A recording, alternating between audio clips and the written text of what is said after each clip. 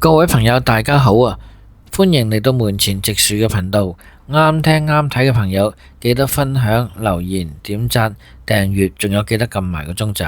話說今朝喺網上遊下嘅時候，就發現咗呢一單職場欺凌事件嘅影片喺網上瘋傳。條片一開始嘅時候就見到個男職員疑似訓斥緊個女職員。由於條片係冇聲音啊，所以呢，我哋唔知道佢兩個嘅對話內容，只係見到兩名身穿麥當勞制服嘅員工。期間個男員工先後3次向女職員吐口水，女職員只係躲避同埋用手抹去頭上嘅口水。喺香港，普通襲擊係根據侵害人身罪條例第40條所界定嘅犯罪行為。普通襲擊嘅法律定義就包括咗任何未經他人同意對他人施加身體力量或者威脅，咁即係意味着即使呢個行為未曾實際接觸到對方嘅身體，僅係作勢揮拳或者做出攻擊嘅姿勢，亦都可以構成普通襲擊罪。咁吐口水係唔係構成普通襲擊罪呢？喺香港嘅法律之下，未經他人同意對他人使用武力，包括吐口水，就可以視為一種攻擊行為。雖然吐口水嘅行為喺某啲文化可以視為輕微或者唔嚴重嘅侮辱，但係根據法律，呢種行為仍然係會對受害者造成心理上嘅傷害同埋不適。